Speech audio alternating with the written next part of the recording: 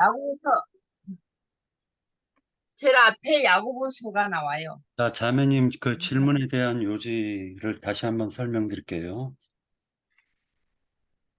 로마서를 제가 빼고 고린도전서부터 시작을 했는데 네. 고린도전서에서 보면 예수 그리스도의 사도라고 바울은 자기 자신을 소개하지 않고 그리스도 예수의 사도라고 자기 자신을 표현하고 있다는 거예요. 그러니까 그 차이가 무엇일까? 지금 베드로라든지 아니면 요한이라든지 야구보서도 그렇고. 야고보서라든지 보면은요, 예수 그리스도라고 나오고, 그리고 자기는 종이요 사도라고 얘기를 해요. 자, 그런데 사도 바울은 반대로 얘기하고 있다는 거예요. 그리스도 예수의 사도라고 얘기를 하고 있다는 거죠. 그 차이가 무엇일까? 이 부분에 대해서, 어, 형제 자매님들이 생각하고 있는 부분을 얘기해 달라는 거죠. 예수 그리스도와 그리스도 예수를 말씀하시는 거잖아요. 어, 사도 바울은 자기 자신을 하나님, 소개할 때, 하나님 뜻으로 그리스도 예수의 사도로 부르심을 받은 바울, 바울과 형제 소스네. 그러니까 여기서는 보면은 그리스도 예수라고 했어요. 네, 그리스도 예수로 사도로 부르심을 받은 바울. 그러니까 그리스도 예수라는 것은 부활하신 성령. 그러니까 이게 모든 그 예수 그리스도 예수는 그 부활 생명을 먼저 앞세우잖아요. 부활하신 영 그리스도 영을 말씀하시기 때문에 이제 여기는 이제 성령을 말씀하시잖아요. 성령을 이제 참 말이 잘 안 나오네. 네, 이제 그러면은 성령을 의미한다. 예, 예. 그 예수는 성령을 의미한다. 또 다른 형제 자매님들. 네, 제가 조금 더 보충을 한다면, 요한이나 베드로나 뭐 야고보는 이제 인자 예수님이실 때 만나서 제자가 됐잖아요. 그러나 사도 바울은 이미 예수님이 십자가에서 돌아가셔서 죽고 부활하신 후에 어, 그 다메섹 그 도상으로 가는 그 길에서 만났기 때문에 영으로 오신 주님을 만나서 인자 예수일 때를 알기는 알았지만 그때는 배척하는 도당이었고 아무 관련이 없이 오히려 원수지간이었었죠. 그러나 사도의 길로 들어서는 길에 있어서는 부활하신 예수님을 다메섹으로 가는 그 길에서 만남으로써 그 사도가 돼서 부르심을 받은 제자인 것이지요. 말하자면 사도인 것이지요. 그랬기 때문에 영으로 만난 주님을 상징하는 의미에서 그리스도 예수의 종이다 사도다 그렇게 칭함을 하지 않았을까 싶어요. 우리가 알다시피 사도행전 9장 3절에서 9절을 보면은 예수님이 사도 바울을 길에서 이렇게 택하시는 그 광경을 우리가 볼 수가 있잖아요. 그런 것처럼 그러한 차이가 아닐까 싶어요. 네, 여기까지요. 네, 예, 자매님 말씀에 맞는 것 같아요. 사도 바울은 네, 그 인자로 오신 예수님을 만나지 못했기 때문에 영으로 오신 주님을 여기 그리스도 예수라고 했고 아까 야고보서나 베드로 전후서는 이제 그 예수님이 오셨을 때 예, 이게 육신으로 오셨을 때 그 제자로 택함을 받았잖아요. 이게 예수 그리스도 인자로 오신 예수를 이게 이제 먼저 앞에다 소개를 한 것 같아요. 말씀 맞는 것 같아요. 네. 저도 그렇게 생각합니다. 왜 그러냐면은 이 부분에 대해서 우리가 예수 그리스도, 그리스도 예수에 대해서는 장로 형제님께 얘기를 많이 들었습니다. 고린도전서를 보면서 우리가 생각할 수 있는 것이 뭐냐면은 사도 바울은 그리스도 예수라고 표현할 때하고 예수 그리스도라고 표현할 때는 명확하게 그 표현을 정확하게 표현을 쓰셨다라는 걸 알 수가 있습니다. 그렇기 때문에 그리스도 예수와 예수 그리스도의 차이점에 대해서 우리가 또 한번 2번 문제로 그것을 다루려고 합니다. 이유는 고린도전서 2장하고 1장 2절하고 3절에 대표적으로 2절하고 3절을만 보겠습니다. 고린도에 있는 하나님의 교회, 곧 그리스도 예수 안에서 거룩하여지고 성도라 부르심을 받은 자들과 또 각처에서 우리 주, 곧 그들과 우리의 주 대신 예수 그리스도의 이름을 부르는 모든 자들에게 하나님, 우리 아버지와 주 예수 그리스도로부터 은혜와 평강이 있기를 원하노라. 이렇게 얘기하고 있습니다. 그리스도 예수, 예수 그리스도 이렇게 계속해가지고 4절에도 보면 그리스도 예수 안에서 너희에게 주신 하나님의 은혜로 말미암아 라고 얘기를 하고 있어요. 그러니까 병행하면서 지금 사도 바울은 명확하게 구분을 하고 지금 쓰고 계시다. 그 말에 대해서. 그래서 이 부분을 갖다 한번 생각해 보려고 합니다. 예수 그리스도와 그리스도 예수는 무슨 의미로 예수가 앞에 나오거나 아니면 그리스도가 앞에 나오는 그 의미는 무엇일까요? 이 부분에 대해서 형제 자매님들이 한번 증거해 주시기 바랍니다.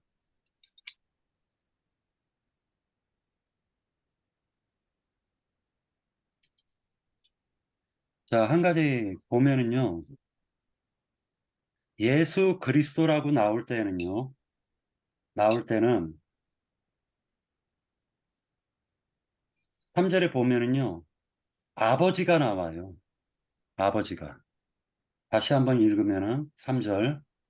하나님 우리 아버지와 주 예수 그리스도로부터 은혜와 평강이 있기를 원하노라 하면서 하나님, 우리 아버지가 나올 때는 주 예수 그리스도라는 표현을 쓴다라는 거예요.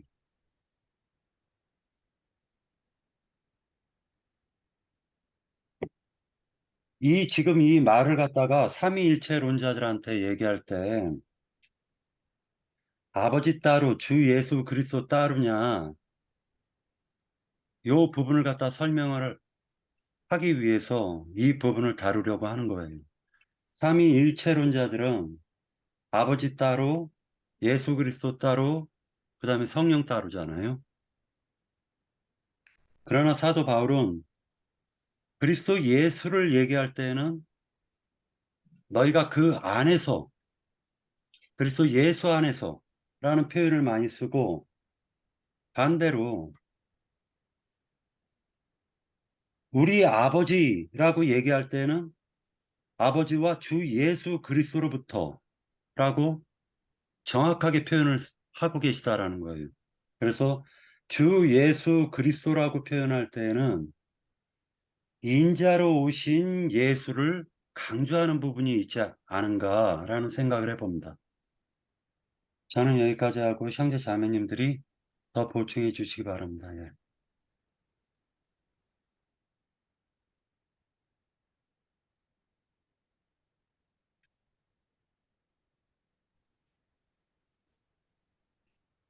없으면은요,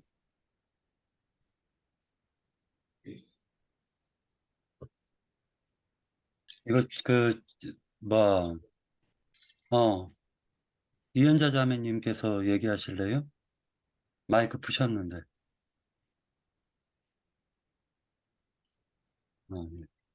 그러시면은, 장로 형제님께서, 우리들에게 좀 알려주셔야 될 것 같은데요. 예.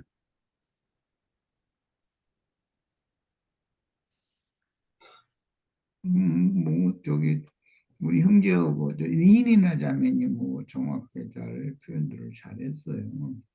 항상 예수라는 인자 예수 이름이 앞에 나오면 사람이신 예수 강조를 하는 것이고, 그리스도를 앞에 내세우면은 구속을 이룬 후에 살려주는 영이 되신 예수를 말하는 거니까, 부활 이후의 예수를 말하는 거냐, 사람으로 보내심을 받은 인자 예수를 말하는 거냐라는 거에 따라서 예수가 앞에 나오느냐 그리스도가 앞에 나오느냐 이걸 구분을 이제 하면서 읽으면 됩니다.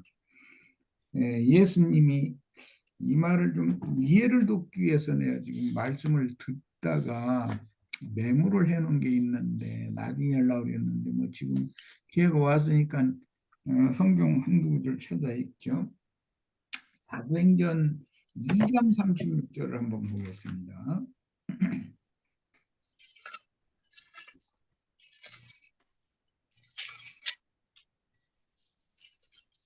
그런즉 이스라엘 온 집은 확실히 알지니 너희가 십자가에 못 박은 이 예수를, 여기는 예수, 못 박히신 예수를 지금 말하는 거예요.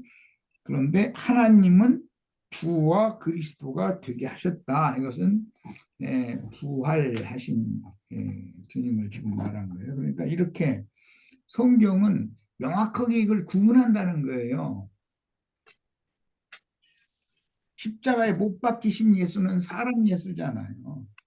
그 사람 예수를 모든 죽은 자들 가운데에서 최초로 살리셨는데 부활을 하신 그 주님을, 그 예수를 너희가 못 박았지만 그 예수를 너희의 주인, 여기 주라는 건 만유의 주제할 때 사용하는 주물주다 이 말이고 주인이라는 뜻이고, 그리스도가 되게 하셨다라는 이 말은 너희에게 그분의 영을 부어서 생명을 주는 그런 구원자가 되게 하셨다 그런 뜻이니까 이렇게 구분을 명확하게 하고 있다는 것과 4장 26절에도 이런 똑같이 이제 베드로가 하는 이제 증언 내용인데 4장 26절도 보겠습니다. 세상의 군왕들이 나서며 관리들이 함께 모여 주와 그의 그리스도를 대적하도다 이렇게 해서, 이것은 지금 주와 그의 그리스도를 대적한다는 것은 사도들을 박해하는, 예수님을 박해한 사람들을 말하는 것이 아니고 주님이 성령이 되셨는데 성령이 되셔서 사도들을 통해서 지금 진리를 증거하고 하나님에 대해서 선포를 하는 중이에요. 그런데 성령의 증거마저도 대적하는 자들이, 예수를 죽인 자들이 똑같은 짓을 지금 이어서 하기 때문에 선포하는 말이에요. 지금 말하고자 하는 의도를 잘 이해를 해야 되겠어요. 세상의 군왕들이 나서며 관리들이 함께 모여서 주와 그의 그리스도를 대적하도다 그랬는데, 주와 그 주님의 그리스도, 이 표현은 부활하신 주님이 지금 베드로와 사도들을 통해서 전도를 하는 중인 거예요. 그런데 성령이 되셔서 이렇게 새 일을 행하시는 이 일마저도 또 해방을 하면 이 세상뿐 아니라 오는 세상에서도 영원히 사면을 받을 길이 없어요. 그럼 굉장히 중요한 말이에요. 그러니까 단순히 예수를 십자가에 못 박았다, 복음서에는 다 이렇게 돼 있잖아요. 예수를 못 박았다. 그런데 부활 후에는 그리스도 예수라고 표현을 하는 것이기 때문에 이제 오늘 질문 요지로 들어가자면 첫 번째 질문서부터 사도권에 대해서 바울이 굉장히 강력하게 증거를 하고 있어요. 왜냐하면 그때 당시 베드로는 하늘같이 우러러보는 그런 분위기가 있었다는 거고, 바울은 인자 예수께 부름을 받은 사도가 아니었기 때문에 사도로 인정을 안 하려고 그러는 거예요. 그런데 바울 사도는 그것을 반박하기 위해서 사도행전에서 다메섹 도상에서 그리스도 예수를 만나서 모든 민족에게 이방인들에게 내가 너를 보내겠다라는 명확한 그 사명을 받고 파송된 사람이다라는 것을 사도행전에서 그 아그리빠 왕 앞에서도 그걸 증거를 했고 자꾸 증거를 하는 거예요. 그러니까 오늘 우리들은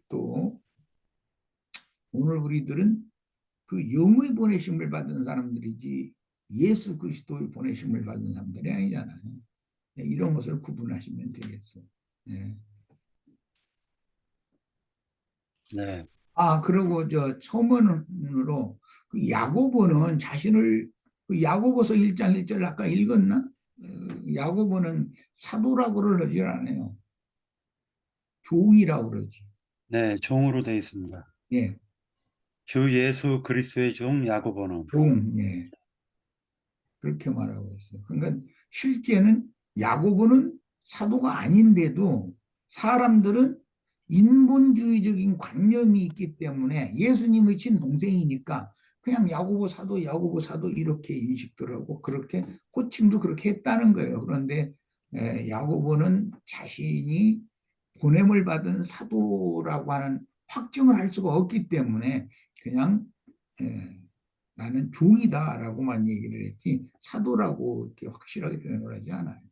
네. 이건 참고로 꼭 알아두셔야 됩니다. 네. 그리고 실제로는 이제 인자 예수로 오셨을 때는 그 인자 예수가 곧 그 인자 예수를 옷 입고 계신 분은 아버지 하나님이셨기 때문에 예수가 곧 눈으로 볼 수 있는 실상이신 하나님이었던 거죠. 그런데 그가 이제 죽고 장사되고 부활하셔서 이제 우리들 앞에 나타나셨기 때문에 이제는 그분을 가리켜서 그리스도 예수라고 지금 사도 바울은 표현하고 계시다. 그런데 베드로전서나 후서에 보면 우리 주 예수 그리스도의 사도라고 돼 있단 말이죠. 그때 베드로라든지 아니면 요한은 인자로 오신 예수를 갖다가 영접했고 그리고 사도의 직분을 받았기 때문에 그렇게 표현한 것으로 보여집니다. 그래서 이 부분을 우리가 그 고린도전서뿐만 아니라 골로새서라든지 사도 바울이 쓴 모든 서신서에서 보면 로마서만 빼고 자기 자신을 소개할 때 그리스도 예수의 사도로 부르심을 받았다. 또는 그리스도 예수의 사도다라고 표현을 했다는 걸 우리가 깊이 생각해야 될 것입니다. 3번 문제로 넘어가겠습니다.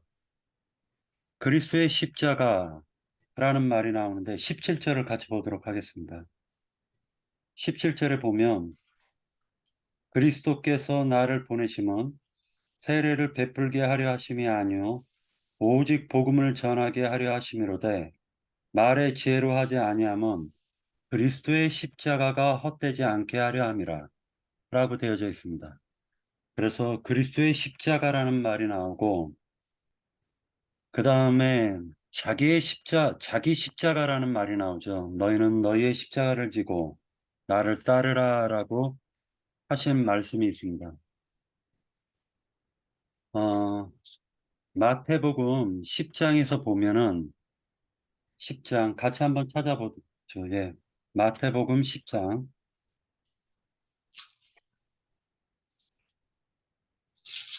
네. 마태복음 10장 31절서부터 같이 읽도록 하겠습니다.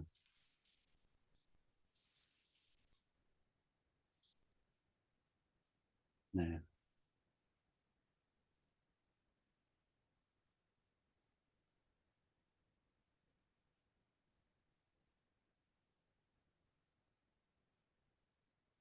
잠깐만요. 제가, 네,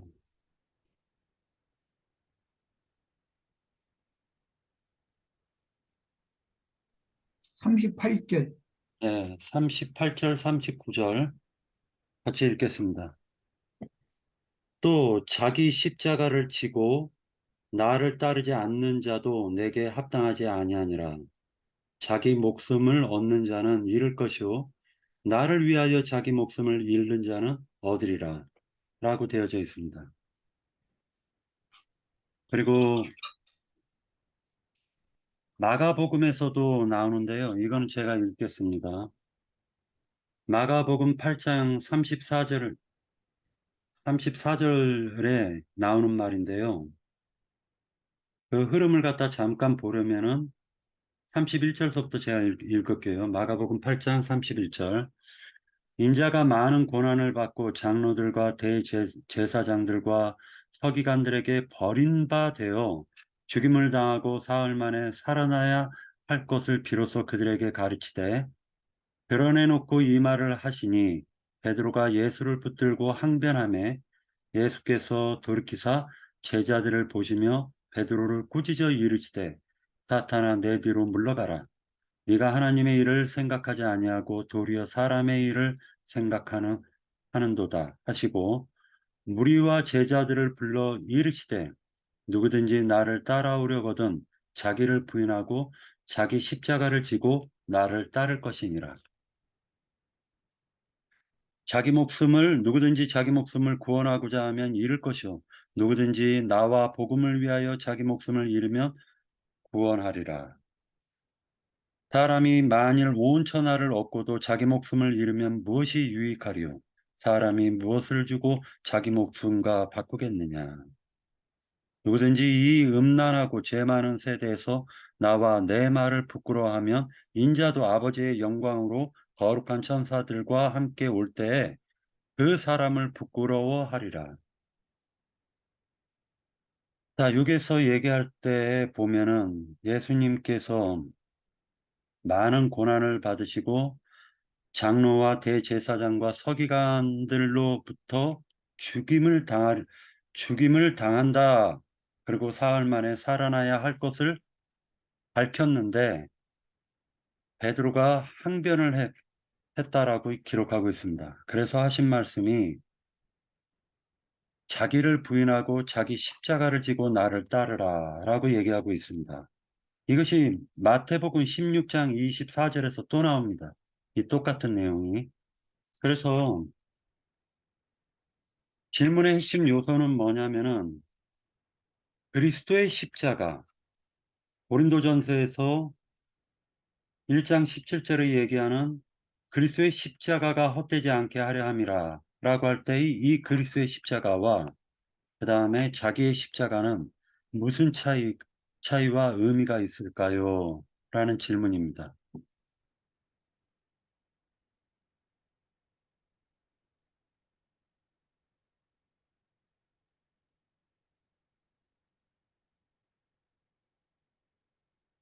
어,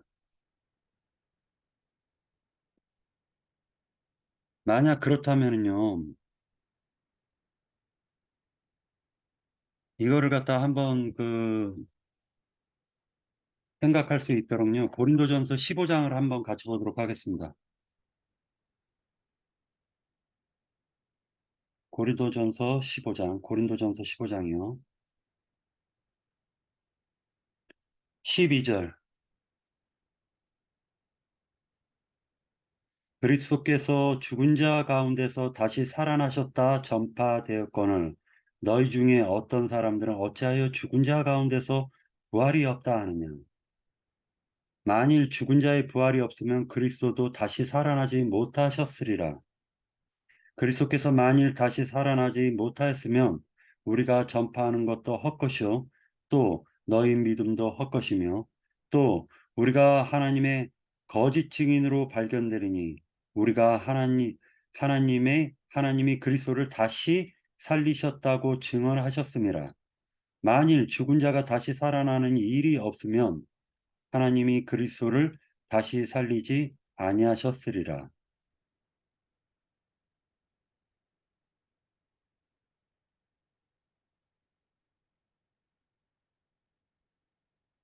여기에서 그리스도의 십자가와 자기 십자가에 대해서 어, 증거하실 분 안 계신가요? 자, 그러면은 제가 성경을 갖다 찾은 부분을 같이 한번 읽도록 하겠습니다.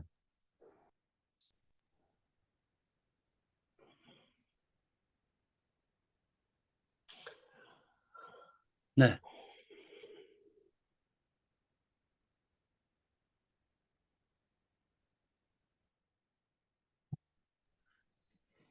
자, 황정한 형제 얘기할 거예요?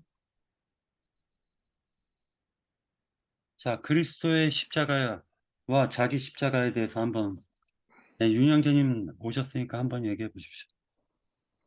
예. 오늘 이 주제가 질문들이 예, 우리가 전도하려고 그러면 그 늘 이 말씀을 가지고 이게 먼저 시작을 해야 되는 거 아닌가 싶은데 이 질문에 대해서 이렇게 하여튼 쉽게 대답을 좀 하기가 어려운가 다들 그런 생각을 해봅니다. 저도 이게 이제 제가 잘 이해했는지는 모르지만 하여튼 제가 생각한 대로 한번 진술을 해보겠습니다. 그 주님께서 십자가를 주시는 것은 이제 그 창세기의 그 창세기에서부터 계속 이렇게 주님께서 십자가를 지실 것을 예언하셨다고 저는 이렇게 이제 배웠고, 그러면 그 십자가의 의미가 무엇인가 요거를 조금 이제 설명을 해야 될 것 같으니까, 그러면 십자가를 지는 게 어떤 의미가 있는가?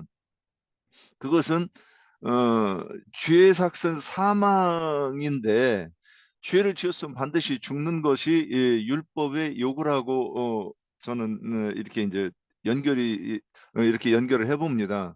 그러면 죄에 대한 대가로 생명을 내주었는데, 그러면 이제 그 주님께서 십자가에 못 박혀 죽는 것은, 그러면 다시 죽었던 자가 한 번 더 죽어야, 그러니까 우리가 어 이미 그 아담 이래로 선악나무 열매를 먹고 다 죽은 자들이죠. 아담이 먹어서 죽었고 우리도 또한 그걸 먹어서 죽었기 때문에. 그런데 그 죽는다고 하는 게 실제로 어떤 의미가 있느냐? 선악나무 열매를 먹고 죽던 사람들이 다시 이제는 생명나무 열매를 먹고 다시 살겠다고 하는 그 여정을 가지고 십자가로 설명하고 있는 거 아닌가, 이런 생각을 해봅니다. 자, 그래서 우리가 죄에 대해 이제는 십자가에 죽는 것은 죄에 대해서 죽는 것을 그리스도께서는 우리에게 말씀하시기 위해서 지셨고, 그러면 이게 그리스도의 십자가인데, 그러니까 율법의 요구를 이루어져서 이루어야만이 어떤 죽었던 자가 다시 이미 율법이 이미 먹으면 죽는다고 했고, 그러면 율법의 요구대로 다시 죽지 않으면 우리가 살아날 수 없다는 것을 말씀하신 것 같다. 이렇게 이제 설명을 해드리고, 그 다음에 그러면 우리 자기 십자가는 뭐냐? 아무든지 나를 따라오려거든 자기 십자가를 지고 그랬는데, 아까 박경진님께서 인용하시듯이 베드로가 항변을 했지 않습니까? 그 항변은 뭐냐? 내 생각은 이런데 주님께서는 왜 자꾸 십자가를 진다고 하십니까? 우리하고 이렇게 계속해서 가면 더 좋지 않습니까? 이거는 이제 베드로의 생각이었던 거죠. 어, 굳이 십자가에 죽어야 됩니까? 안 죽고서 우리가 이 주님의 나라를 이루어가면 더 좋지 않습니까? 이게 우리가 예전에 기독교 있을 때 이런 생각들을 늘 했었잖아요. 그런데 주님께서는 뭐라고 하느냐? 내 뜻, 내 생각하고 네 생각하고는 다른데, 너는 네 생각을 주장하고 네 뜻대로 한다고 할 거냐? 아니면 내 생각을 따르기 위해서 네 생각을 꺾고 죽을 것이냐? 이게 이제 십자가의 죽음과 같은 의미라고 생각되어지는 거죠. 그래서 우리가 내 생각을 부인하는 것이, 그게 이제 여기 와서 이 나형제님께서 이 표현하시는 거 보니까 신을 바꾸는 것이다, 이런 생각을 했을 때 정말 새로운 세계를 보는 것 같았습니다. 정말로 정신 세계가 새로 열리는 것 같은 그런 느낌이 들었는데, 정말 우리가 주님의 생각과 내 생각이 일치 안 될 때, 내 생각이 맞아요, 내가 잘못 생각했고 내가 오해했습니다. 이 성경을 읽었고 내가 이해했던 것은 이런 뜻이라고 해서 자꾸 주장하면 주님이 내 뜻을 따라와야 되잖아요. 그러면 입으로는 주라 부르지만 사실은 주는 내가 주가 되는 거죠. 그런데 내 뜻을 꺾으면 비로소 진짜 주님이 나의 주가 되시는 거고 나의 하나님이 된다. 이런 뜻에서 자기 뜻을 자기를 부인하라. 자기를 부인한다고 하는 것은 뭐 우리가 여러 가지 생각할 수 있겠지만 삶에서도 있겠지만은 특히 성경을 읽고 나서 마태복음 5장에 5장 17절에 주님이 율법을 온전하게 하신 것처럼 우리도 온전한 율법으로 이해를 하고 그것이 주님 앞에 제시하는 우리의 의가 되어서 서기관과 바리새인들보다 더 나은 의를 제시하는 우리가 되는 것이 실제로 우리가 나의 십자가다. 저는 이렇게 표현하면 어떨까 싶습니다. 예, 여기까지입니다. 네, 또 다른 형제 자매님들 더 보충해 주시기 바랍니다. 예. 예, 저 한마디만 할게요. 네. 그 예수님 십자가 의미는 그 십자가 지고 죽으시고 죄에 대해서 죽으시고 또 그 율법에서 우리를 해방하시고 또 그 십자가 또 죽고 장사 부활 되는 거 다 포함하는 걸 생각합니다. 여기까지요. 네, 제가 조금 또 보충할게요. 지금 우리 자매님이 비슷하게 말씀을 하셨는데, 그러니까 그리스도의 십자가라고 할 것 같으면 아버지의 의를 이루기 위한, 말하자면 아버지의 선하심이지요.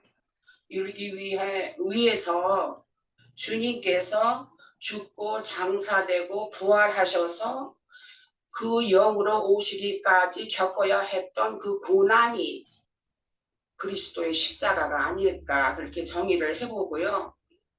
자기 십자가라고 할 것 같으면은 우리가 주님의 어떠하심, 주님이 그렇게 통하신 그 고난을 따르기 위해서 우리 각자가 겪어야 할 고난이다 하는 그 차이가 좀 다르지 않을까 싶어요. 그러니까 결국은 다 아버지의 선하심에 합당한 자가 되기 위한 것인데, 주님은 죽고 장사되고 그 영으로 부활하시는 그 과정까지 가기 위해서 겪어야 했던 고난이라고 보고, 우리는 주님의 뜻을 따르기 위해서는 각자의 고난을 겪어서 결국 아버지의 선하심에 같이 참여하는 그러한 자가 되기 위한 고난을 우리 자기의 고난이다, 자기의 십자가다, 그렇게 말할 수 있지 않을까 싶어요.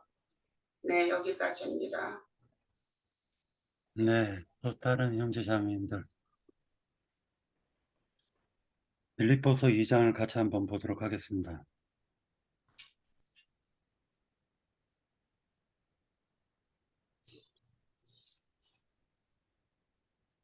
빌립보서 2장 찾으셨나요? 네, 2장 6절서부터 같이 읽도록 하겠습니다. 그는 근본 하나님의 본체시나 하나님과 동등됨을 취할 것으로 여기지 아니하시고 오히려 자기를 비워 종의 형체를 가지사 사람들과 같이 되셨고 사람의 모양으로 나타나사 자기를 낮추시고 죽기까지 복종하셨으니 곧 십자가에 죽으심이라. 이러므로 하나님이 그를 지극히 높인 모든 이름 위에 뛰어난 이름을 주사라고 되어져 있습니다.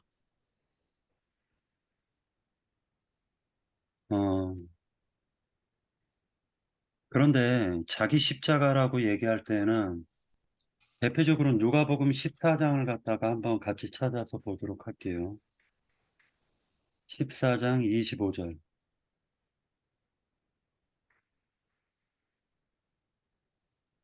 수많은 무리가 함께 갈새 예수께서 돌이키사 이르시되 무릇 내게 오는 자가 자기 부모와 처자와 형제와 자매와 더욱이 자기 목숨까지 미워하지 아니하면 능히 내 제자가 되지 못하고 누구든지 자기 십자가를 지고 나를 따르지 않는 자도 능히 내 제자가 되지 못하리라.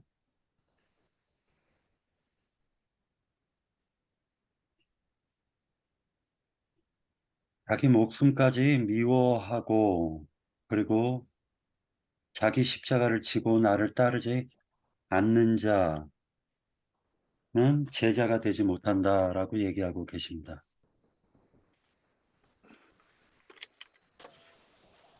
네, 아, 예, 예, 봤어요. 네, 아, 제가 예, 예. 네. 제가 조금만 할게요. 마가복음 10장에 보면은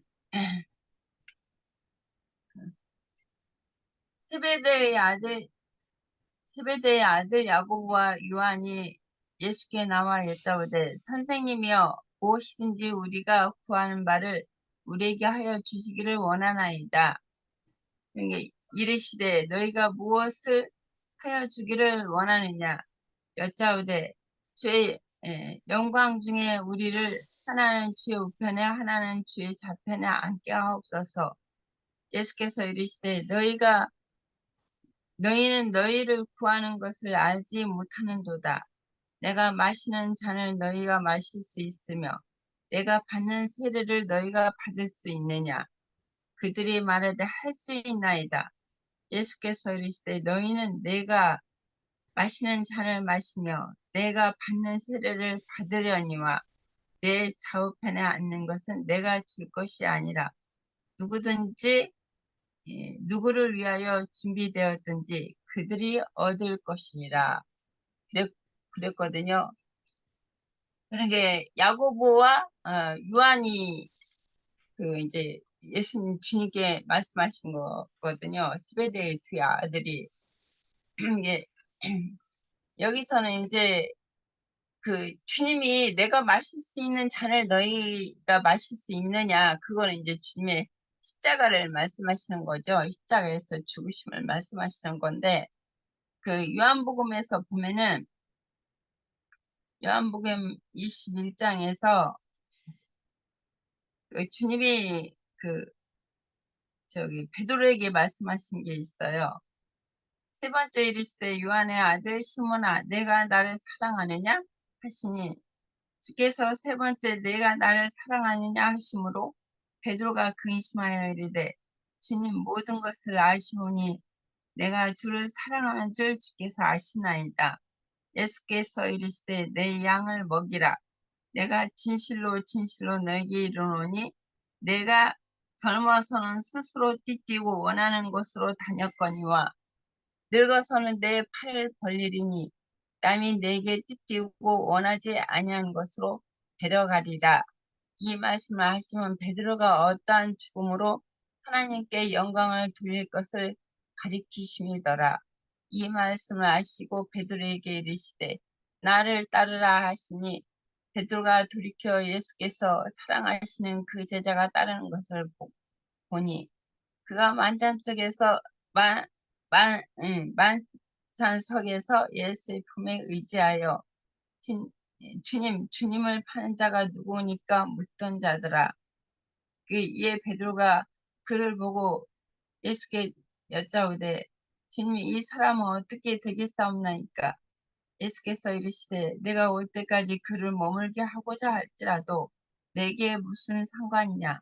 너는 나를 따르라 하시더라. 이 말씀에 보면은 이제 그 주님이 십자가의 죽으심을 이제 제자들이 다 봤잖아요. 그리고 이제 여기 세베대의 아들 야고보와 요한과 또 여기 요한복음의 마지막 장에 보면은 이제 베드로가 어떻게 이제 죽을 것을 주님이 이제 여기서 말씀하시는 거잖아요. 이제 성령이 오셔서 이제 주님이 가신 그 길을 또 제자들도 같이 동일하게 그 십자가를 지고 가는 거예요. 자기를 부인하고 성령이 오시면 이제 성령이 그 하나님의 말씀을 이루기 위하여 그 말씀 속에서 이끌어 가시는 것이죠. 제자들도 함께 주님이 가신 그 길을 또 제자들도 동일하게 그 길을 이제 가는 것이죠. 지금 우리 사는 세대 지체들도 또한 동일한 그 성령을 받았기 때문에 그런 길을 이제 간다면은 주님이 그렇게 이끄실 것이라 그렇게 믿고 있어요. 네, 제가 조금, 네, 네, 제가 조금, 예, 잠깐만요. 아, 이게 좀 울리네. 저는요, 그, 마태복음 26장에서 뭐 다 아는 말씀이니까 읽지는 않고 제가 그냥 말씀만 드릴게요. 26장에 그 36절에서 46절까지 보면은, 예수님께서 제자들과 겟세마네라는 곳에 이르러서 이제 거기서 주님께서 이제 기도를 하는 그 대목이 있어요. 근데 이제 그 기도는 결국은 아버지께 가야 되는 그런 기도를 할 때 이 잔을 내가 마신다는 것을 말하는데 이제 아버지 그 하나님의 주신 잔이라는 것은 이제 죽음의 잔이잖아요. 그런데 이제 아까 그 박순애 자매가 했던 말도 너무 아멘이었어요. 왜냐하면 예수님이 죽는 것은 이 세상 임금을 심판하려 하기 때문에 죄에 대하여 의에 대하여 율법에 대해서 다 이제 주님이 몸소 그걸 이제 채울하시고 죽으신 거잖아요. 그래서 그 주님께서 죽으신 것은 말씀이신 아버지께 순종하는 것을 저는 좀 느꼈고요. 그 이제 간단하게 말씀드릴게요. 누가복음 23장에 25절서부터 좀 몇 절 보면은 주님께서 그 저기 시몬 베드로와 시몬 구레네 사람 시몬한테 십자가를 지워서 예수를 따르게 했어요. 그것은 뭐냐면 이제 주님이 지고 가던 것이 너무 무거우니까 그 지고 가던 것이 너무 힘들게 구레네 사람 시몬한테 했을 때는 주님이 우리가 반을 져고 가야 된다는 걸 저는 좀 이렇게 깨달았거든요. 그래서 주님이 진 것과 우리가 진 것과는 이렇게 나누어서 말하는 건 좀 저는 이제 여기 말씀에서는 예수님이 진 십자가가 있고 우리가 진 십자가가 있어야 되는데 그건 주님과 나와 함께 저는 진다고 생각을 해요. 주님이 우리가 질 수 있는 것은 주님이 죽고 장사되고 부활돼서 그 영으로 오신 주님을 우리가 영접했을 때 이 길을 가면서 줌을 져야 된다고 저는 가서 이렇게 좀 생각이 돼요. 왜냐하면 우리는 사람이신 인자이신 예수님께서는 우리한테 그런 그 성령을 주시지 않았기 때문에 우리가 그걸 말씀을 믿을 수도 없고 우리가 그걸 능력으로 나갈 수도 없다고 봐요. 그러나 이제 주님이 죽고 장사되고 부활해서 그 영으로 우리 안에 들어오셨을 때는 주님을 힘입고 그 십자가를 져야 된다는 것은 너희가 나를 따르거든 저기 재물이나 그 모든 것을 다 놓고 돌아보지 말고 나를 따르라겠거든요. 그랬을 때 우리가 오늘 이제 말씀했던 것들은 참 이게 쉽지 않은 말인데 몸소 주님이 인자로 오셔서 행했던 것처럼 그걸 이제 보여주시고 가신 것을 우리는 주님 오신 그 영을 받아서 제자들도 똑같이 그걸 가야 되는 거 아닌가 저는 좀 이렇게 느껴졌어요. 그래서 십자가는 주님과 나와 합해져서 주님이 함께 나와 짊어지게 해주셔야지 내가 지고 갈 수 있는 건 없잖아요. 우리가 어떻게 지겠어요. 그러나 주님이 내 안에서 이것도 네가 져야 되고 저것도 그건 다 이제 순종에 저는 이제 모든 것이 순종하고 하나라는 것을 좀 생각이 됐어요. 순종이 안 될 때는 우리가 하나도 놓을 수가 없어요. 손에 쥔 거 하나도 못 놓고 그 누구도 받을 수도 없고 그 어떤 것도 그러니까 모든 것이 십자가를 지는 것은 그냥 어떤 것은 지고 어떤 것은 아니고 주님 안에 있는 모든 것들은 다 순종 자체라고 저는 오늘 좀 느껴져서 이 말씀을 좀 드렸습니다. 여기까지 할게요. 네, 저도 한마디 하겠습니다. 네, 이영애 자매입니다. 주님께서 먼저 십자가를 지시고 모든 것을 완성하셨잖아요. 부활하셔서 승천까지. 저희의 십자가는 주님이 주신 믿어진 믿음으로 그 주님이 저에게 몸소 실천하시고 보여주신 것을 믿고 순종하는 것이 저희의 십자가라고 생각하는데, 주님께서는 지금 영으로 저희와 함께 하시잖아요. 저희가 믿음 안에서 순종으로 갈 때 그 십자가, 그게 십자가라면 주님께서 함께 져주시죠. 저희의 십자가는 사실 주님에 비하면 아무것도 아니죠. 주님은 그 육신의 고통과 그 많은 그 진짜 사람으로서는 견디기 힘든 그 무거운 십자가를 졌잖아요. 그것을 주님께서는 저희 대신에 해주셨어요. 저희는 그저 주님이 이렇게 진리의 말씀으로 남겨주신 참 진리를 믿고 따르는 그 순종하는 그 마음 하나, 그것만으로도 정말 큰 그 십자가는 아닐지언정 작은 십자가라도 지는 것이 어, 저의 십자가가 아닌가. 감사하죠. 주님이 지신 그런 육체의 십자가를 진다면 전 못 졌을 거예요. 그렇지만 그 말씀, 성경이 족된 말씀, 그 말씀을 믿고 순종하는 게 그게 십자가라고 생각해요. 여기까지입니다. 네. 자기 십자가 이 부분은 항상 생각해도 그냥 뭐라 한마디로 묘사하기가 좀 어렵지만 그리스도의 십자가는 그러니까 실제로 보면은 예수님께서 십자가 지실 때 보면은요 우편강도하고 좌편강도가 나와요. 근데 우편강도도 좌편강도도 사실은 나라는 걸 우리가 알고 있습니다. 그런데 그 좌편강도는 나의 옛사람이라면 우편강도는 새롭게 거듭난 새 사람을 의미하는 것으로 보여집니다. 자기 십자가라고 얘기하고 있는 이 부분이 자기 부인이 아닐까. 나를 갖다가 부인한다라는 게 그게 쉬운 거는 아니라고 봐요. 왜 그러냐면 사람이라는 건 모든 사람은 다 정체성이라는 게 있고 그 다음에 자기가 가지고 있는 뭡니까? 자기만의 어떤 세계가 있어요. 그런데 그것을 갖다가 버리고 주님의 뜻에 순종한다. 이게 쉬운 문제는 아니라고 생각합니다. 그러나 이것이 바로 그리스도인의 삶이 아닐까라고 생각을 해보게 됩니다. 곧바로 어차피 지금 계속적으로 십자가에 대해서 나오니까요. 4번 질문으로 넘어가겠습니다. 4번 질문은 16절, 16절에 보면은요, 네, 17절에 보면은, 죄송합니다. 18절에 보면, 십자가의 도가 멸망하는 자들에게는 미련한 것이요, 구원을 받는 우리에게는 하나님의 능력이라. 자, 그리고요,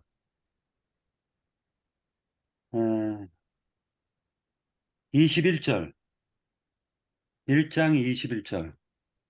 하나님의 지혜에 있어서는 이 세상이 자기 지혜로 하나님을 알지 못하므로 하나님께서 전도에 미련한 것으로 믿는 자들을 구원하시기를 기뻐하셨도다. 자, 이 십자가의 도에 대해서 형제 자매님들의 의견을 듣겠습니다. 형제 자매님들은 십자가의 도가 뭐라 생각하시는지.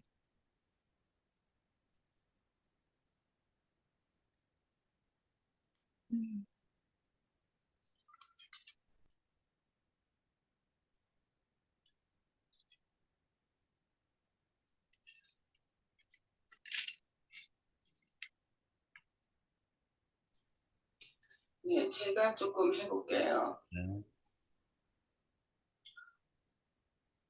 십자가의 도라고 정의를 내린다면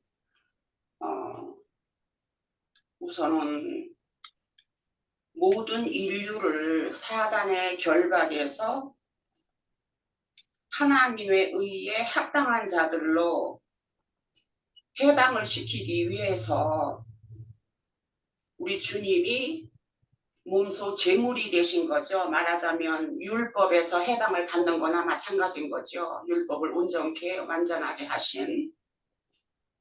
그래서 그렇게 함으로써 아버지의 감추어진 비밀, 말하자면 아버지의 신을 우리에게 불어주신다고 하신 그 약속도 있는 것처럼 그 영이 되셔서 우리 안으로 오신 그 주님을 알게 하는 가르침이다. 그것이 십자가의 도가 아닐까 하고 이렇게 좀 정의를 해봤습니다. 네, 여기까지요. 네. 그랬기 때문에 조금 더 이어서 한다면 그랬기 때문에 세상 사람들은 이것을 쉽게 받아들일 수가 없죠. 그래서 아까 형제님이 읽으신 것처럼 세상이 자기 지혜로 하나님을 알지 못함으로 세상 사람은 이거를 받아들일 수가 없는 거예요. 주님이 인류를 구속하기 위해서 그 영으로 오셔야만 우리가 구원을 이룰 수 있는 것인데 세상 사람은 그거를 모르지요. 그랬기 때문에 그 자체가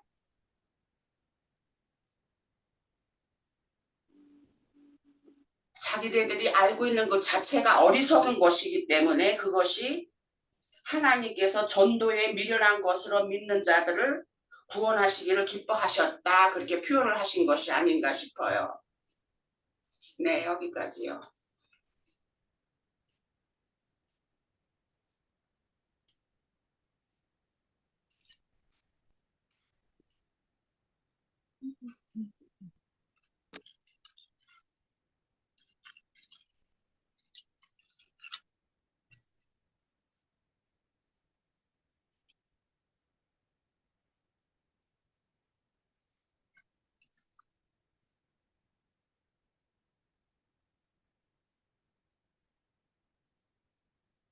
박형제, 저기 마이크가 꺼졌어. 죄송합니다. 예. 골로새서 1장 20절을 같이 읽도록 하겠습니다.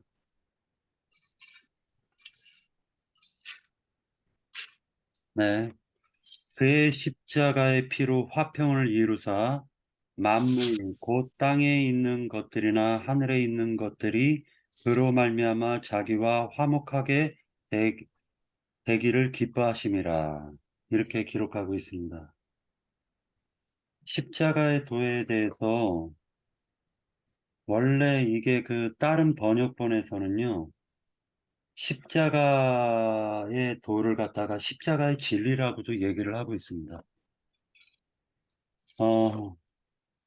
또 하나만 더 보도록 할게요. 원래 제가 이 십자가의 도가 구원을 받는 우리에게는 하나님의 능력이라고 얘기를 하죠. 근데 멸망하는 자들에게는 미련한 것이고 구원을 받는 우리에게는 하나님의 능력이라고 얘기합니다.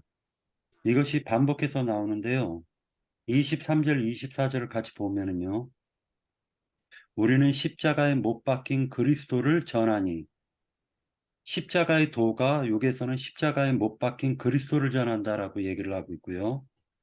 유대인에게는 꺼리끼는 것이요 이방인에게는 미련한 것이로되 오직 부르심을 받은 자들에게는 유대인이나 헬라인이나 그리스도는 하나님의 능력이요 하나님의 지혜니라.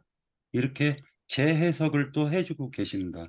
그래서 이 부분을 갖다가 참고로 해서 더 증거를 나눠 주십시오. 예.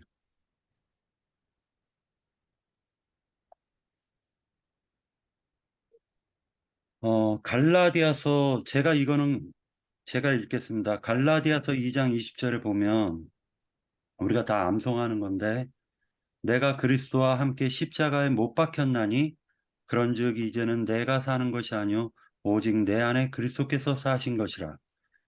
이제 내가 육체 가운데에서 사는 것은 나를 사랑하사 나를 위하여 자기 자신을 버리신 하나님의 아들을 믿는 믿음 안에서 사는 것이니라 라고 얘기하고 계십니다.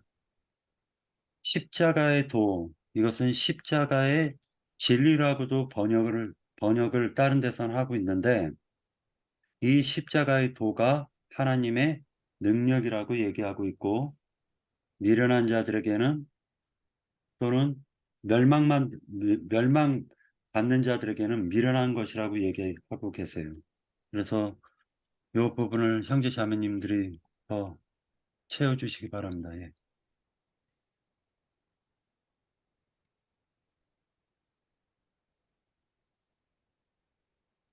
없으면은요, 곧바로 5번 문제로 넘어가겠습니다.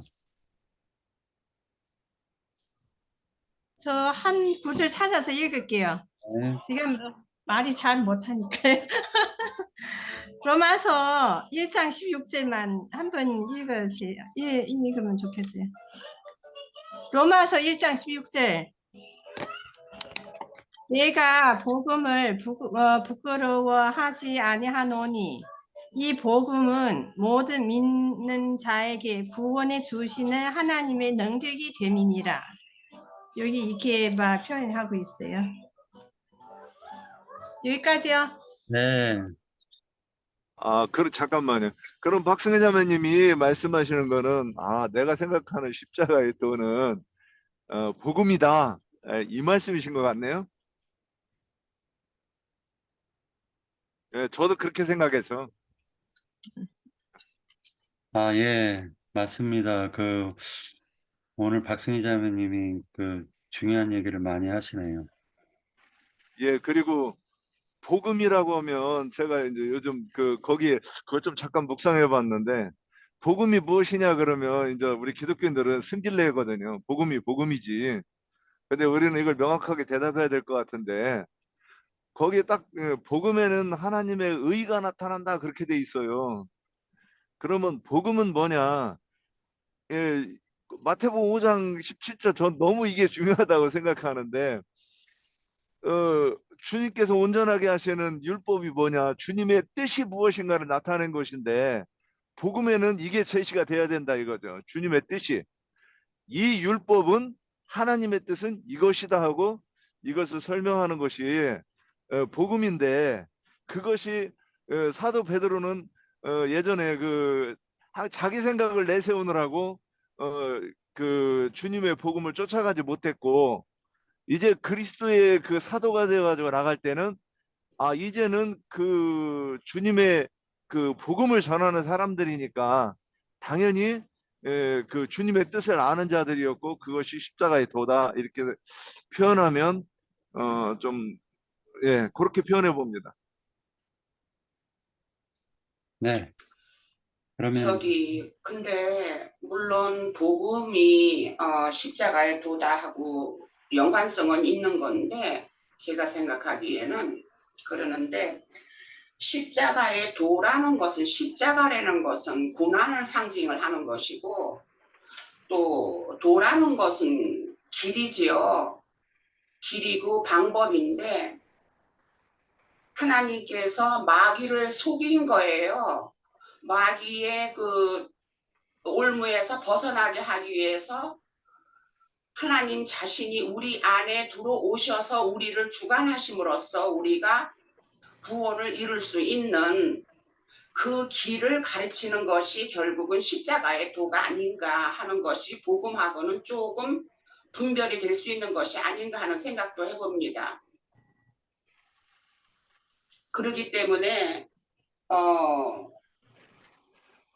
여기에서 아까 우리가 읽었듯이 세상이 그 말씀이 어디 있었더라? 내가 로마서를 펴서 그렇구나. 세상이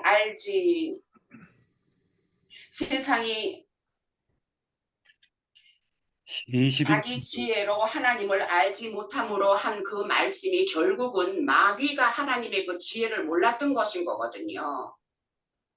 주님께서 그렇게 십자가로 돌아가시고 그 영으로 해서 우리 안에 들어올 수 있는 그 주님, 하나님의 그 일을 마귀는 몰랐던 거예요. 그랬기 때문에 그 일을 하심으로써 우리 안에 들어오셔서 직접 일을 하시고 우리를 구원에 이르게 하시는 일을 하신 것인 거죠. 복음하면은 모든 하나님의 말씀이 통달적으로 포함된 어떤 적이라 할 것 같으면 십자가의 도는 거기서 조금 더 구체적인 면으로 해서 우리가 알아야 되지 않을까. 왜 주님께서 십자가에 그렇게 돌아가셨나. 그것은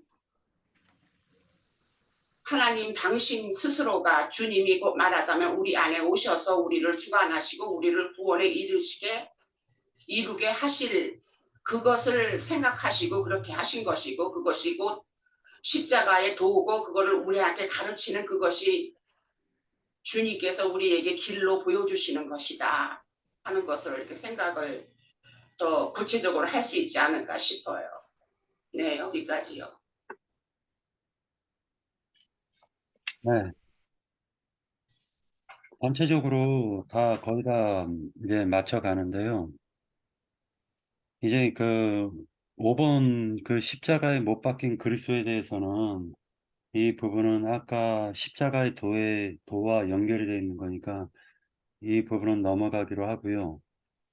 제가 이제 고린도전서 1장을 보면서 좀 궁금했었던 부분이 있었습니다.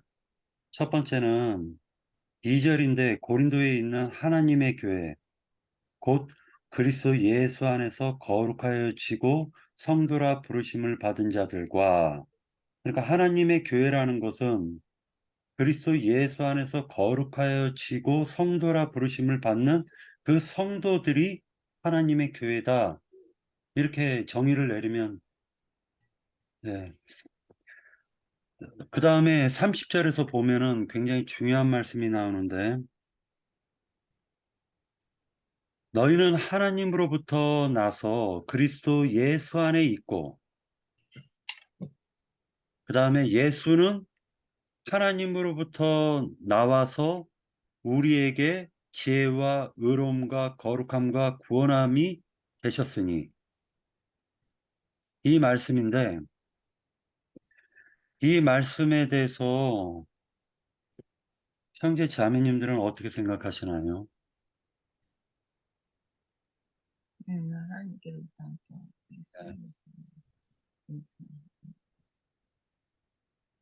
그 2절에 네. 그러니까 우리가 이제 기독교에 있을 때는 그 예배당 안에 앉았으면 우리가 성도고 거룩하게 된 자라고 너무나도 당연하게 생각을 했어요. 그 위에 다른 조건이 무엇이 있겠는가? 뭐 이렇게 자신 있게 얘기했었지만 그런데 주님이 생각하시는 그 거룩하여 지금 내가 거룩하니 너희도 거룩해져라. 내가 온전함 같이 너희도 온전해져라. 그 얘기는 뭐냐면 우리 금기름 붓는 집에서는 혼의 구원을 잃은 사람들을 얘기하는 거잖아요. 근데 기독교에서는 이런 거를 뭐 누가 말해주는 사람도 없고 생각해 본 적도 없고 자기 내가 믿으면 믿는 것이니까 기준이 그렇게 됐으니까. 그런데 우리는 이 의미를 알고 우리가 이 진리의 말씀 그러니까 우리가 복음을 들어서 우리가 온전해지고 거룩해진 것을 얘기하는 거죠. 그래서 30절에서 예수 안에 있다. 또 하나님으로부터 나와서 우리에게 지혜로움과 의로움과 거룩함과 구원함.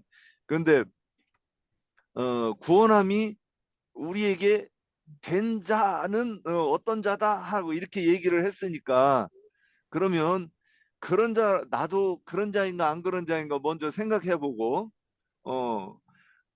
내가 이 말씀과 맞는지 안 맞는지 그래서 너희가 믿음 안에 있는가 너희 자신을 시험해보고 확증해라 이렇게 한 말씀하고 좀 이렇게 비슷한 말씀이 아닌가 좀 이렇게 생각이 되어졌습니다. 예. 원래 원칙적으로는 30절에 보면은 예수가 마리아에게서 나잖아요. 그런데 여기에서는 예수는 하나님으로부터 나와서라고 표현을 하고 있고, 그 다음에 너희는 하나님으로부터 나서 그리스도 예수 안에 있고 라고 얘기를 하고 계시는데, 이 부분은 요한복음 3장의 거듭남에 대해서 거듭난다, 다시 난다, 위로부터 난다 라고 명백하게 얘기를 해주고 계시니까 그런 의미가 아닐까라는 생각을 해봅니다. 일단 시간이 많이 됐으니까요. 이 부분을 갖다 이렇게 끝마치면은 오히려 더 혼잡해질 수가 있을 것 같습니다. 고린도전서 1장에서 계속 십자가에 대해서도 얘기를 하시고 예수에 대해서도 얘기하고 십자가의 도도 얘기하고 있고 십자가에 못 박힌 그리스도가 유대인들에게는 꺼리끼는 것이고 이방인에게는 미련한 것이에요. 십자가에 못 박힌 그리스도가. 이렇게 해서 정리가 끝나면은 전체적으로 고린도전서가 1장이 해결이 안 되니까요. 우리 장로 형제님께 이 부분을 갖다가 좀 전체적으로 정리가 필요하지 않을까라는 생각을 해봅니다. 네.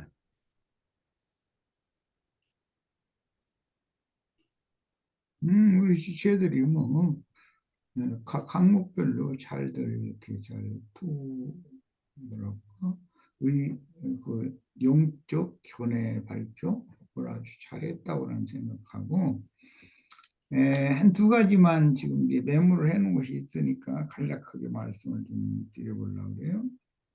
교회의 정의 이건 굉장히 중요합니다. 성당 건물이나 예배당 건물을 하나님의 성전 무슨 교회 뭐 대한예수교 장로회 뭐 무슨 뭐 낙원교회 뭐 이렇게 교회라고 이렇게 건물에다가 간판을 붙이고 교회라고 자꾸 세뇌를 시키는데, 성경에는 분명히 각처에서 성도라 부르심을 받고 주의 이름을 부르는 자들을 교회라고 정의를 명확하게 해놨어요. 그러니까 다른 얘기를 하면 안 되는 거예요. 이것은 무슨 예배당이나 뭐 성당 건축물 가지고 교회라고 한다고 이런 그건 뭐 이 구절을 딱 갖다 들이대면 되는 거예요. 고린도전서 1장 2절을 봅시다. 같이. 당신이 말하는 교회라는 그 관념과 성경이 말씀하셔서 확증해놓은 교회라는 정의가 뭔가 한번 봅시다. 이렇게 명확하게 좀 전달하실 때 활용하시길 바라고, 자기 십자가, 자기 부인 그 이야기, 뭐 시간이 많이 걸릴 것 같으네. 이건 주님께서 십자가를 다 진 것이 아니고 표상적으로 구레네 사람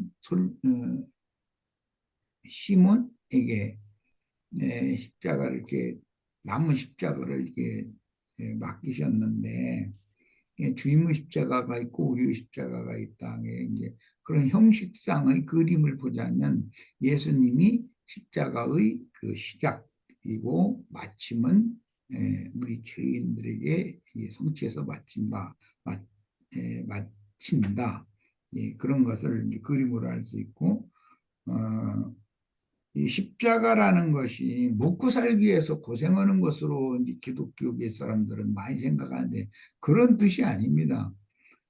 복음을 전하기 위하여 반대와 박해를 무릅쓰고 충성된 정의인으로 전도를 위해서 순교자가 되는 것을 자기 십자가를 진다 이렇게 말한 거예요. 이제 그 골로새서 1장 24절에 보면 바울 사도가 쭉 설명해 나오다가 그의 몸된 교회를 위하여 내 육체에 주께서 나에게 남겨준 그 주님의 남은 고난을 내 육체에 채운다, 이렇게 그걸 설명을 했어요. 그러니까 이런 것도 성경 구조를 이렇게 잘 적용을 해서 이해하시면 쉬울 것 같고, 먹고 살기 위해서 고생하는 걸 말하는 거 아닙니다. 먹고 살기 위해서 고생 안 하는 사람이 세상에 하나도 없어요. 삼성 그 누군가 그 이름은 잘 모르겠네. 생각이 안 나네. 그 이재용. 이재용 회장실에 앉아 있는 그분이 고생 제일 많이 해요.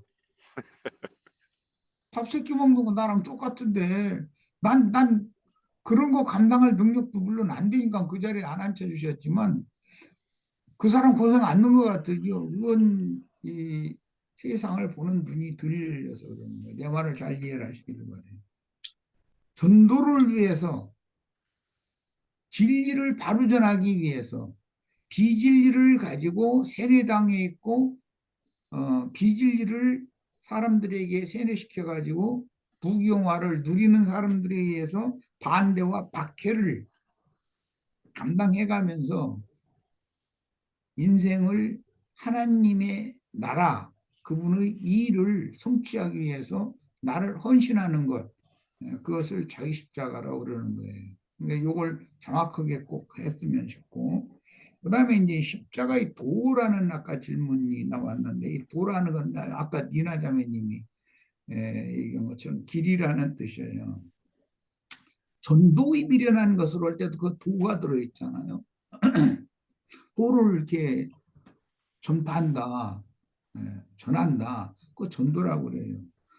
히브리서에 보면 믿음의 도라는 말도 있고 구원의 도라는 말도 있어요. 그런데 이제 오늘 말씀에는 십자가의 도라고 그랬는데 이거는 모든 죄인을 구속해서 하나님의 영광으로 인도하는 길이라고 이렇게 정의를 하면 될 것 같아요. 히브리서에서 히브리서에서 보면은 새롭고 산 길, 내가 곧 길이요 진리요 생명이다. 나로 말미암지 않고는 아버지께로 누구도 나로 말미암지 않고는 아버지께로 올 자가 없다. 그러니까 예수님이 앞장서서 그 길을 가셨는데 그게 구원의 선도자가 됐다는 뜻이고 주님이 막혔던 하나님의 영광으로 나아가는 그 길과 문을 주님이 문도 열어 제치고 길도 새로 개척하고 해놓으신 거예요. 이게 이제 십자가의 도라는 거예요. 구원의 도죠, 이것이 또. 이것을 사람들이 다른 사람들이 전하면 전도를 하는 것이 되는 것이고 이렇게 이해를 하고 정의를 좀 내렸으면 합니다. 이 정도에서 마치겠습니다. 또 다른 형제자매님들도 고린도전서 1장에서 궁금하신 부분이 있으시면은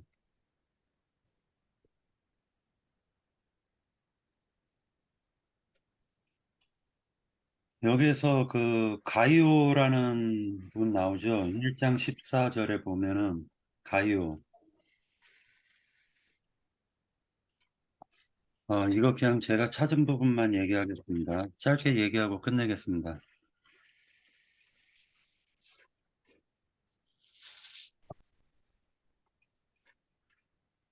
그 가이오 1장 14절에 그리스보와 가이오 외에는 너희 중에 아무에게도 세례를 베풀지 아니한 것을 감사하고 그 다음에 또 세례를 사도 바울이 줬는데 내가 또한 스데바나의 집 사람에게 세례를 베풀고 그 외에는 다른 누구에게 세례를 베풀었는지 알지 못하노라. 이렇게 얘기하고 있습니다. 로마서 바로 한 장 넘기면은요. 로마서 16장 23절에 보면 나와 온 교회를 돌보아 주는 가이오도 너에게 문안하고 해서 요 가이오가 같은 인물이 아닐까라는 생각을 해봅니다. 그 다음에 하나님의 뜻을 따라 그리스도 예수의 사도로 부르심을 받은 1장 1절에 보면 바울과 함께 소스데네라는 분이 나오죠. 이 소스데네라는 분이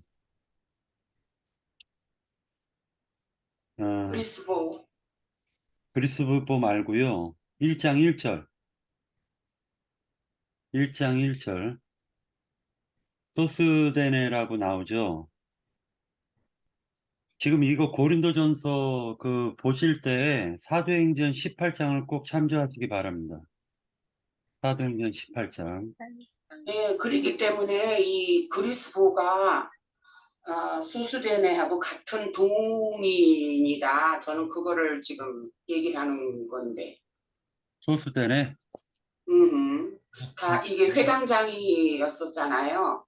네. 회당장이었었는데 같은 사람이다라고. 가이오도 회당장이었었잖아요. 네. 음, 그래서 지금 요 부분을 갖다가 같이 형제 자매님들하고 나누려고 합니다. 그래서 어차피 고린도전서 1장을 보고 2장에서는 이제 그 복음서로 넘어가니까요. 여기 보시면은 1장에서 보면은요. 아굴라 1장 2절에 아굴라라 하는 본도에서 난 유대인 한 사람을 만나서 글라우디오가 모든 유대인을 명하여 로마에서 떠나라 한 고로 그가 그 아내 브리스길라와 함께 이달리아로부터 새로 온지라 바울이 그들에게 감해 생업이 같으므로 함께 살며 일을 하니 그 생업은 천막을 만드는 것이었더라 라고 얘기를 하고 있습니다. 쭉 보시면은 18장 꼭 나중에 읽어보시기 바랍니다. 쭉 읽어 나가다 보면은요. 8절을 보면 또 회당장 그리스보가 온 지방과 더불어 주를 믿으며 수많은 고린도 사람들도 듣고 믿어 세례를 받더라 해서 회당장 그리스보라는 사람이 나옵니다. 그 다음에 또 내려가다 보면은요. 17절, 17절. 17절 모든 사람이 회당장 소스데네를 잡아 법정 앞에서 때리되 갈리오가 이 일을 상관하지 아니하니라 해서 지금 자매님이 말씀하시는 거는 그 회당장 그리스보와 회당장 소스데네가 같은 인물이 아니냐 이렇게 얘기하는데 장로 형제님 이게 맞아요? 저는 다른 인물로 보고 있는데 이게 어디에? 그리스보하고 소스데네가 같은 인물입니까? 다른 맞아, 잘 모르겠어요. 네. 왜 그러냐면, 성경 왜 그러냐면은요, 그리스도 회당장 8절, 사도행전 18장 8절에 보면, 회당장 그리스도에 있었을 때에는 11절에 보면 1년 6개월을 머물며 그들 가운데서 하나님 말씀을 가르치니라 라고 기록을 하고 있어요. 그 다음에 12절에 단락이 끊겼다라고 저는 보는 거걸랑요. 갈리오가 아가야 총독이 되었을 때예요. 아가야 총독. 그러니까 전체적으로 보면은 아가야의 수도가 그러니까 아니 그 아가야의 수도가 고린도라고 고린도인가 그럴 거예요. 그러니까 지금 그 아가야라는 지역에 서울 지역에 아니 그러니까 대한민국 땅이 있으면은 서울이 수도인 것처럼 지금 이렇게 그 아가야라는 이 부분이 전체적인 그 총독으로 있었을 때, 고린도라는 지역에서 그리스도를 만났고, 그 다음에,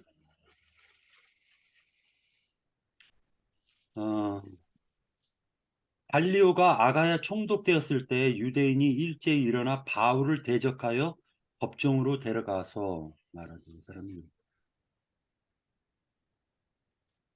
저기 박형제님, 네. 저기 그 그리스부와 소수대네가 뭐 같은 사람인가 하는 거 참 그 뭐 잘 알으면 좋고 그런데 예, 그게 복음을 이해하는데 꼭 필요한 과정인가 하는 생각. 왜 그러냐면 우리가 말씀을 나누는 시간이 이제 짧은데 그런 한 사람 한 사람 그거를 정확하게 파헤치는 것이 의미가 있으면 제가 이 말 저기 하여튼 제가 좀 하고 싶은 얘기가 있어서 그 이따가 끝나기 전에 좀 시간 저한테 드릴게요. 시간 좀 주세요. 예. 제가 이제 요거를 갖다가 얘기하고, 그 다음에 모든 사람, 아까 얘기했던 소스테네라는 사람이 나옵니다. 그리고 제가 이제 얘기하려는 건 뭐를 얘기하려는 거냐면, 여기에서 보면은요, 24절, 24절에 보면, 알렉산드리아에서 난 아볼로라 하는 유대인이 에베소에 이르니, 이 사람은 언변이 좋고 성경에 능통한 자라라고 기록이 되어 있습니다. 이 얘기를 왜 하냐면은요, 그 아볼로를 통해 가지고 고린도 교회를 갖다 지금 맡기고 계시걸랑요. 아볼로를 통해서. 그런데 이 아볼로를 갖다 전도한 사람은 누구냐면은 25절 볼게요. 그가 일찍이 주의 도를 배워 열심으로 예수하는 것을 자세하게 말하며 가르치나 요한의 세례만 알 뿐이다. 라고 얘기해요. 요한의 세례만 알 따름이라는 거예요. 그런데 26절에 보면 그가 회당에서 담대히 말하기 시작했다. 누가? 아볼로가요. 브리스길라와 아굴라가 듣고 데려가서 하나님의 도. 자, 여기서 25절에 보면 주의 도라는 말이 나오고요. 26절에서 보면 하나님의 도를 더 정확하게 풀어 이르더라. 다시 얘기해가지고 아볼로라는 사람은 브리스길라와 아굴라 부부가 그를 불러서 전도했다는 거예요. 그래서 이게 지금 이 배경을 통해 가지고 고린도 교회가 지금 세워지는 것이기 때문에 사도행전 18장을 꼭 참조하셔서 보시면은 1장 고린도전서 1장에서 얘기하는 그 이름들이 하나님의 뜻을 따라 그리스도 예수의 사도로 부르심을 받은 바울과 함께 소스테네, 바울과 형제 소스테네라는 말이 나오고, 그 다음에 14절에 나는 그리스도와 가이오 외에 너희 중에 아무에게도 내가 세례를 베풀지 않았다라는 말이 나옵니다. 요렇게 해가지고 또 이제 12절에 보면, 너희 가운데 분쟁이 있다는 것을 듣고 하는 말이 그리스도께서 어찌 나뉘었느냐,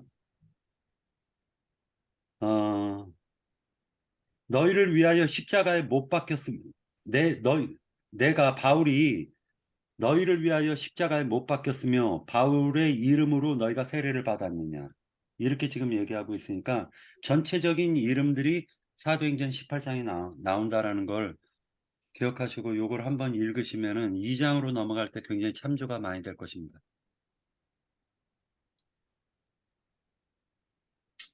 네, 저는 여기까지 하고 마치도록 하고요. 예, 그 윤영진 예. 마지막으로 얘기해 주십시오. 아까 복음과